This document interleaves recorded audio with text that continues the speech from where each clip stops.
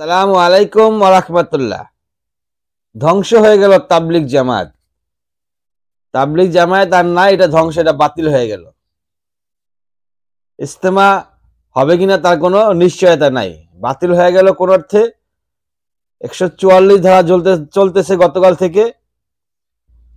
থেকে ওখানে ইজতেমার ময়দানে আশেপাশে 3 কিলোমিটার জায়গা, যেহেতু 144 ধারা চলতেছে, 2 এর অধিক লোক সেখানে ঘোরাফেরা করা যাবে না, মাঠে প্রবেশ করা নিষেধ। তার মানে এই পরিস্থিতি কখন নিয়ন্ত্রণে আসবে সেটা আমরা থেকে বলতে পারতেছি না।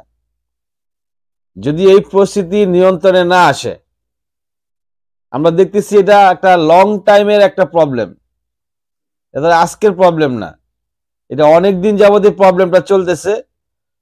তো সেই 15 সাল থেকে 15 থেকে 24-25 আইসা পড়ছে, 9 বছরের কাছাকাছি। এই যে 9 বছর যাবত এই প্রবলেমটা চলতেছে, আজকে হঠাৎ করে তার এই প্রবলেম শেষ হবে না। শেষমেশ রক্তক্ষয়ী যুদ্ধে 3-4 জন নিহত, শতাধিকের উপরে আহত, হসপিটালে ভর্তি। তাহলে এইভাবে চলতেছে এই যে হিংসাত্মক রাজনীতি, মানে এটা এখন হিংসায় পরিণত হয়ে গেছে তাবলিগ।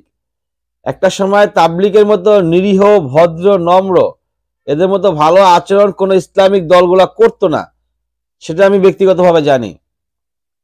তারা যতটা নম্রভাবে মানুষকে অ্যাকসেপ্ট করত, মসজিদে গিয়ে রাস্তায় বের হয়ে মানুষকে যেভাবে নরম সুরে দাওয়াত দিত, এভাবে নরম সুরে দাওয়াতি মেহনতের কাজ বাংলাদেশে অন্যান্য ইসলামিক স্কলার, অন্যান্য ইসলামিক দলগুলো এভাবে করতো না। ব্যক্তিগতভাবে আমি এটাই জানি। এখন তারাই এখন হিংসাত্মক হয়ে গেছে, আর এই হিংসাত্মক কাজগুলো তারা চলতেছে প্রায় 9 বছর যাবত। এখন এই কাজ যদি, এই হিংসা কি আপনি মনে করেন হুট করে বন্ধ হবে? যেহেতু 144 ধারা অলরেডি জারি হয়ে গেছে, মারা গেছে, যারা মারা গেল তারা কি মাফ করে দিবে সরাসরি কোনো কিছু না করেই? করবে কিনা যায় না, করলে তো ভালো। বাংলাদেশের পরিস্থিতি, বাংলাদেশের তাবলিগের পরিস্থিতি বর্তমানে যে অবস্থা দাঁড়াইছে, এটা আস্তে আস্তে এভাবেই আরো হবে কিনা। তৃতীয় পক্ষ এখানে উস্কানি দিচ্ছে, তৃতীয় কোনো পক্ষ অবশ্যই এখানে উস্কানি দিচ্ছে, যাতে করে তাবলিগটা একবার বন্ধ করে দেওয়া যায়। আদারওয়াইজ তাবলিগের প্রকৃত পক্ষে যারা তাবলিগ, তারা এই ধরনের কাজ করবে, সেটা অন্তত সাধারণ মানুষ যারা তাবলিগ সম্পর্কে মোটামুটি জানে, তারা এটা বিশ্বাস করবে না। তাহলে এই 144 দ্বারা যদি কন্টিনিউ থাকে আরো কয়েকদিন, এবং 2 পক্ষের ভিতরে যদি সমঝোতা করতে না পারা যায়, তাহলে ইজতেমা হবে বলে আশা করা যায় না। কারণ এখানে 2টা পন্থী, সাতপন্থী এবং হচ্ছে জোবায়ের পন্থী। এখন আপনি সাতপন্থী, সাদের বক্তব্যটা হচ্ছে সমালোচিত বক্তব্য। সাদের যে অনুসারীরা এখনো বর্তমানে আছে, যে লক্ষ লক্ষ অনুসারী এখনো সাদের বাংলাদেশে আছে, তাহলে সেই অনুসারীরা তারা তো জোবায়ের অনুসারীর মধ্যে ঢুকতেছে না, মানে এক হচ্ছে না।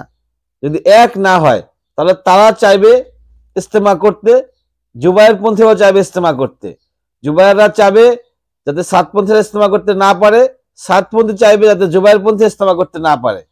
তাহলে সেই রক্তক্ষয়ী সংঘর্ষ আবারও লেগে যেতে পারে, তাই না? যদি তাদেরকে একত্রিত করা না যায়, তাহলে অবশ্যই আমরা আশা করতে পারি, আমরা আশা না, ধারণা করতে পারি, মানে এই ধারণা যদিও করা উচিত না, তারপরও এরকমটা ধারণা আইসা পড়ে অভিজ্ঞতার কারণে। পূর্বে যে ঘটনাগুলো ঘটছে, সেই ঘটনার প্রেক্ষিতে এই কথাগুলো চলে আসে যে আবারও তারা গন্ডগোল করবে যদি তাদেরকে মিলানো না যায়। আর সেই আশঙ্কার কারণে অবশ্যই টঙ্গীর ইজতেমার মাঠ সরকার বন্ধ রাখবে। আর যদি ইজতেমার মাঠ সরকার বন্ধ রাখে, জানুয়ারিতে ইজতেমা, জানুয়ারির লাস্ট, তাহলে ইজতেমা হচ্ছে না। আর ইজতেমা না হলে তাবলিগের যে বড় আসর, সেটা বন্ধ হয়ে যাচ্ছে পর্যায়ক্রমে। ধীরে ধীরে আস্তে আস্তে একটা সময় এই তাবলিগও ব্যানিশ হয়ে যাবে। আর এটার জন্য আমার মনে হচ্ছে যে এটা ব্যক্তিগতভাবে তৃতীয় কোনো পক্ষ দায়ী। কারণ তাবলিগ জামায়াত এরকম উগ্রবাদী, এরকম হিংস্র, এরকম মারাত্মক অবস্থায় আমরা তাবলিগকে দেখি নাই, ছোটবেলা থেকে এভাবে দেখি নাই। এখনো দেখি না। এখনো মসজিদে বিভিন্ন সময় তাবলিগের যে প্রোগ্রামগুলো হয় ওখানে গিয়ে বসলে দেখা যায় ওরা এতটাই সফট, ওরা এতটাই আন্তরিক যে ওদের দ্বারা কোনো মারামারি হইতে পারে সেটা কল্পনাই করা যায় না। তারপর আবার খুনের মতো ঘটনা, এটা আমার ব্যক্তিগতভাবে মনে হচ্ছে যে তৃতীয় কোনো পক্ষ এখানে প্যাচ লাগানোর ধান্দায় আছে।